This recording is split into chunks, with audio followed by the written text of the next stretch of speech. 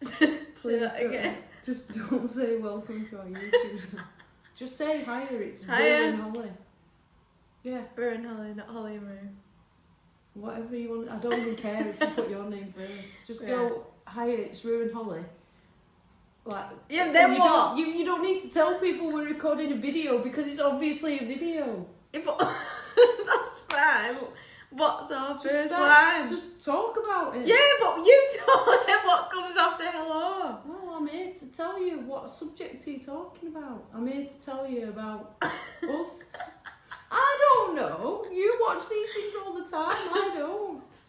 Just do not say welcome to our YouTube channel because that's... Okay, let's say Just hello. say hi. 1, 2, 3. Hello. I said I'm free. 1, 2, hello. Ready? 1, 2. I'm going on Do live. you have to look at the camera? Yeah. Oh. Ready? I don't know how to start it. Hello. It's Holly and Rue. Hello.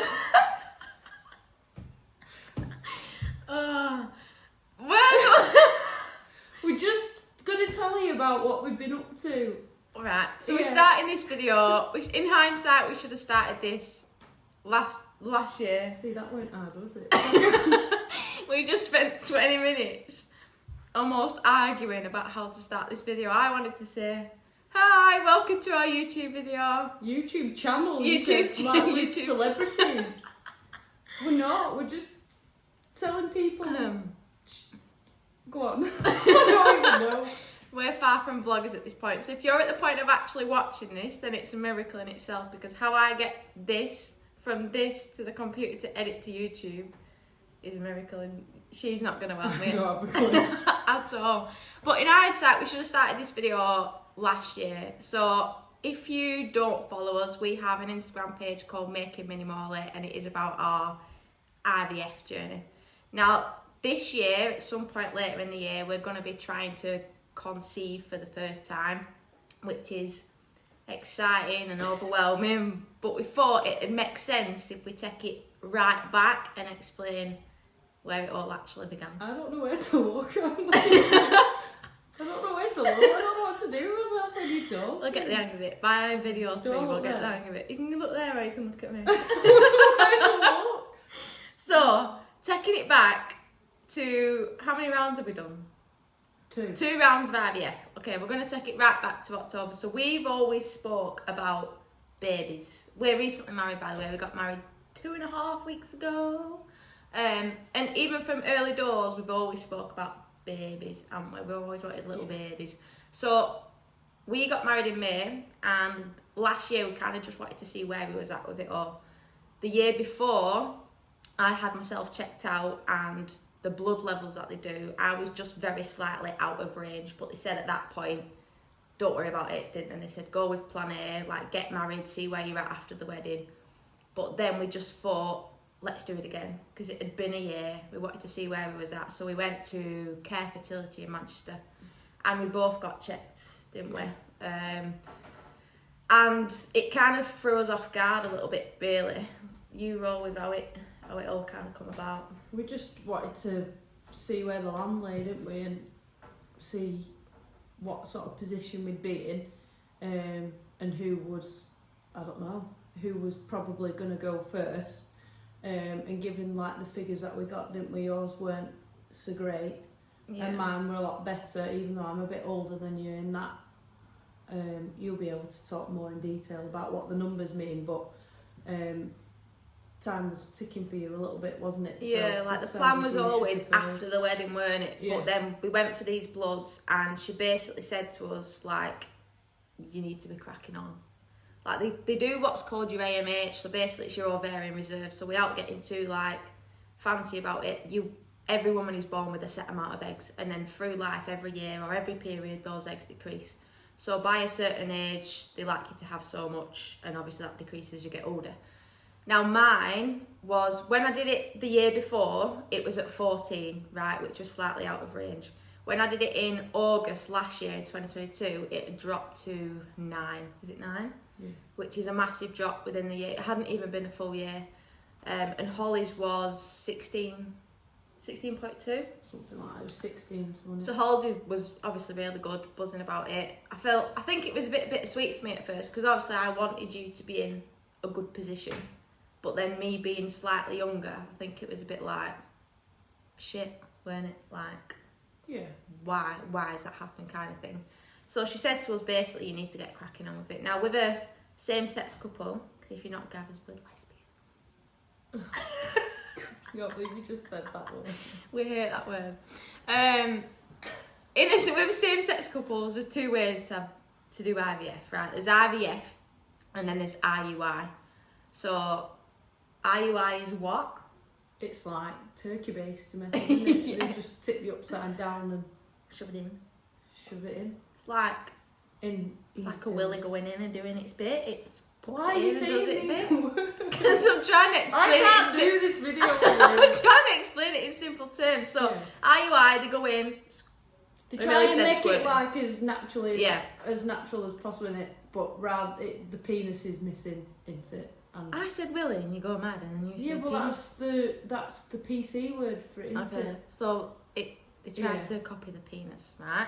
So with my bloods, that weren't an option for me. So we hoped it'd be an option. Well, yeah, we could have done, but it wouldn't have been as... The chances were pretty shitty. Oh, we just wanted to give the best possible... She said like the chances were poor based on my bloods. Holly could crack on with IUI as it stood, but for me I'd have to go down the IVF route. So we were like, we even actually crossed our minds, do we postpone the wedding? Do you remember? We were like, do we cancel the wedding? Because for us, like, babies are the be all and end all. That becomes before anything, doesn't it? But we kind of gathered our thoughts and just thought, no, like, it's important to have our time as well. It was all just like a lot of pressure, wasn't it? A bit overwhelming, because like it's a lot of information, and then there's so many different ways that you can do it, isn't there? And it was just like, whoa. And we'd always just thought we'd just go after the wedding, didn't we? So yeah, it throws us off. We started to just think of all these different things, and should we do it this way? Should we do it that way? But we wanted to go with a wedding, didn't we? And yes. So with that being said, we made it clear to our consultant, like, the wedding is a priority. Like, there was literally 9 months between when we had the test and when the wedding were coming. So best case scenario, if we caught first time, I were going to be heavily pregnant by the wedding. If we didn't, obviously that's an extra stress. You won't fit in your dress then. Well, I won't fit in my dress.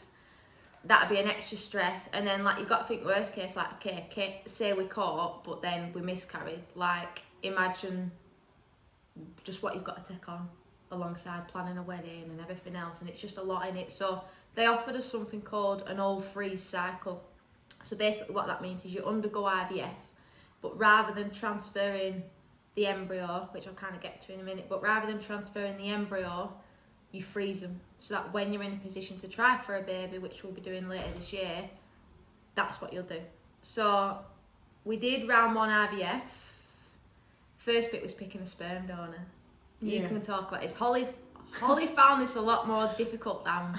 I mean, we both found it difficult, but you found this mad, didn't you?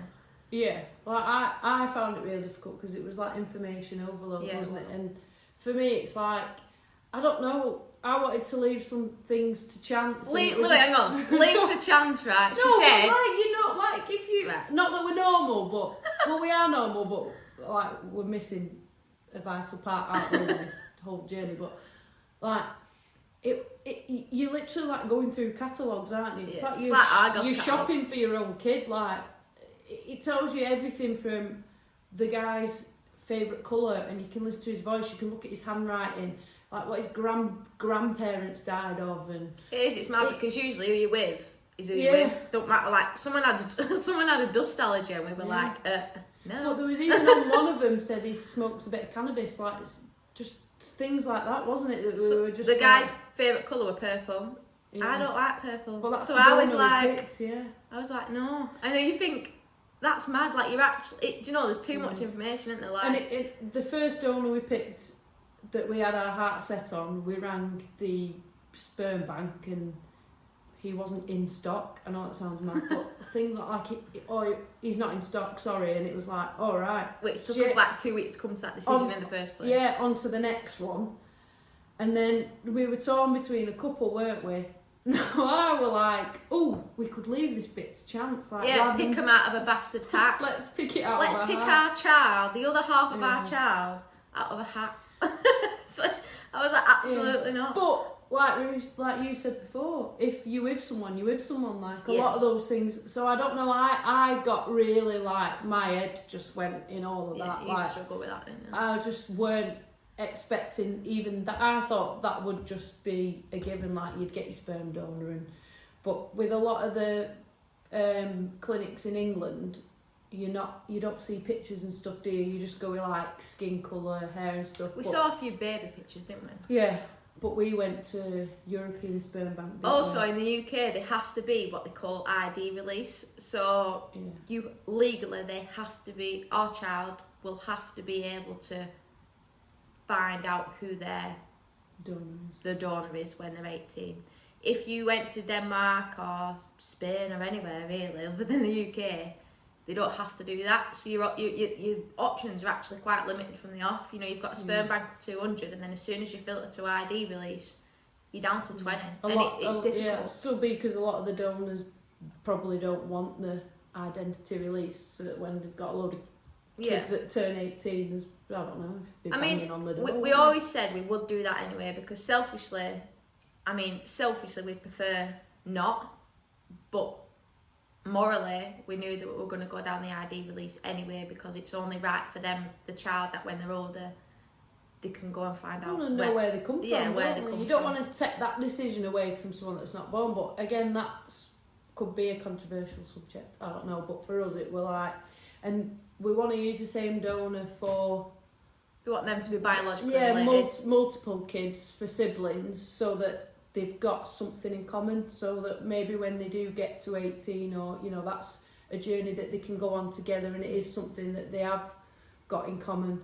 We have been asked, like, how did you come to the decision of, like, the characteristics? Because obviously we're polar opposites. I'm blonde hair, white skin, like blue eyes. Holly's what I call Chinglish. She's can't say that. She's half Chinese. Can't say that. Half English. She's lovely olive skinned. We have just been to Dubai. Lovely big brown eyes. So it was like, do we go with a fair characteristics or do we go with dark? Now, I think the way we come to it was naturally, again, if Holly was a boy, then we would be going for dark characteristics, wouldn't we? Because you would be that, because unfortunately as it stands, we can't have an embryo that is both our genetics, so we have to pick. We've picked my egg because my genetics based on my stats, my bloods, etc., and then we've gone for characteristics like Holly, so that, you know, come out having similar traits kind of thing. So that's the route that we'll go down. Obviously on the flip side to that, when it comes to Holly carrying and Holly's genetics, it's not really going to have any resemblance on my side, because dark and dark will make dark for the best part of it. They might pack the wrong one. They might pack the wrong one. We even got a text message, your sperm has been shipped like it was some delivery. Sperm's expensive, by the way. Like, if you've got the conscience to go out on a night out and get a job done that way, then I would do that. But shit, why could have told me that 10 grand ago? But the other thing with that is people do that, and that's absolutely fine. I think for us, it was more the fact that there's nothing to say that in 18 years' time, if you go on a night out and do it that way, there's nothing to say they won't come knocking. Yeah, and the legalities, Holly wouldn't have been a legal parent. There's the legalities, isn't there? And then there's actually having to sleep with somebody else when you're married to. Well, you just said you would, so.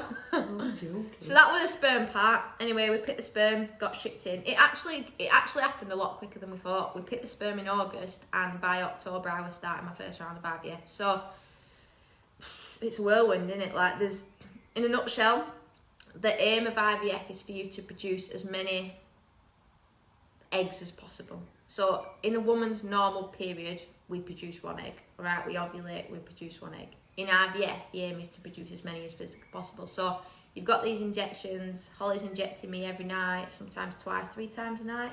Yeah, there were times when it was 3, weren't there? You go for scans to see that everything's growing how it's meant to be growing, and then we're going for what's called an egg retrieval, which is like a surgery. You go down to theatre. You couldn't really come in the room, could you, at that point? I just sat outside with you. Yeah, like I was under, but I weren't under. I weren't. You were just chilling, like watching telly. But you're under, but you're not under. So I'm like conscious, but I can't remember a thing.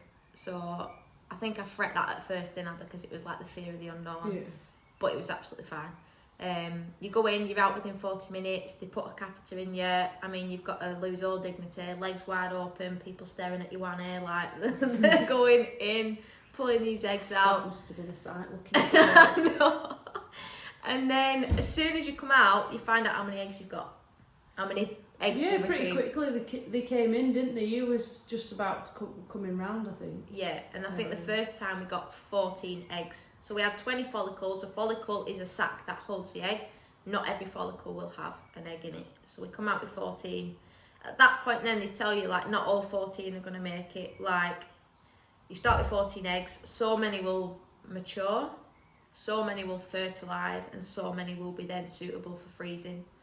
But our first round didn't really go. I think we just had high expectations, didn't we? Because of Google can be our worst enemy sometimes. Not even Google or the consultant give us these stats. I think, yeah, you think that, you know, it's never going to happen to you, don't you? And you're just going to be what the stats are. And I think we'd set our sights on being one of those stats, hadn't we? And we were just well below that the first time. I think it just took us by surprise. I think when we were told we got 14 eggs, we were like, flipping it, that's loads. Like, and then it went from 14 to 7.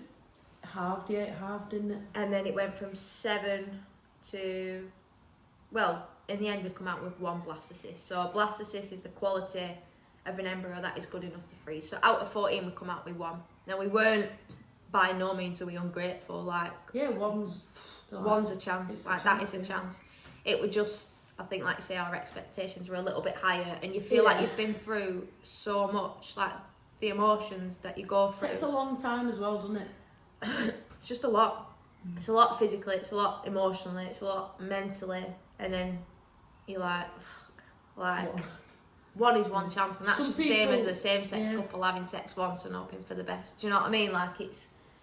But we would.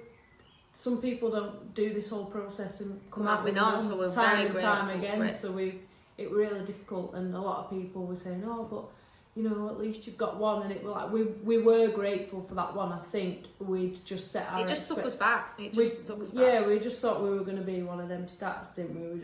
We just weren't expecting it, I don't think. No. Because it were our first time, I think we just sort of went into everything like that, didn't we? Like, it's one of them things. We like, just go in full of hope, don't you? Like, positive, like... And anyway, so that were what it were. We had a kind of follow-up with the doctor, and she told us, like, stats are low, we can go again, kind of thing. So we had to wait 3 months till we could go again. And the reason why they do that is because it takes 3 months to influence your egg quality. So we know the sperm's of good quality because sperm donations can only be of good quality. And I think we even paid a little bit more to have MOT, they call it MOT, like a better one, didn't we? Yeah, it was like something million. Yeah. Basically in 1 mil of sperm there were like 10 mil. Something like 10 million that, something. Anyway, so... It's all a blag. 3 months to influence my egg quality, and it were just, again, it were a bit shit because you think, what have I done wrong? Like, why? Because it's down to me, it's not down to him. Like, I don't drink a lot, I don't smoke, I don't do drugs. Like, I exercise quite regularly at the time. Like I've said, I eat pretty well. The nature of my job, I feel like I've got a good balance of pretty much everything. So it was just a bit of a kick in the teeth. So in those 3 months, I made some changes. I had, what did I do? What did I do in that month? I completely cut out alcohol, which I did the first time anyway, but we didn't have 3 months of doing it. You only had 1 cup of coffee a day. 1 cup of coffee a day, 1 red meat a week. Like, that was a shock because I love steak, we love steak. But it causes like inflammatory responses, so 1 red meat. I had to take all these supplements, like I was rattling. So we did IVF round 2 in January. Yeah, January. So we thought, shit, like it's getting pretty close to the wedding. Obviously the side effects is I'm gaining weight, I'm bloating, I didn't want to be feeling shit. But we knew that we wanted to do it to put ourselves in the best position for post-wedding to then go and have as many chances as possible. So round 2 come. We felt a bit different this time because we knew what to expect. Yeah, but there weren't as much excitement though, was there? I was like really anxious and nervous that we were going to get another poor result. But for me, it's like, I'm not going through it physically, am I? So how do you feel on that side? You were going through everything, like you were pumped full of hormones, like your emotions were up the wall. We won't talk about the apple again. We'll save that for another day. Yeah, shouted at me over an apple. Like, alright, we'll go into it now, right? So no, your hormones are through the roof, aren't they? Like, you're going through all that, and I'm just like, I'm fine. Like, I'm the one doing the injection. No, but you go through like the emotional side. I think I was just scared. Like, I feel like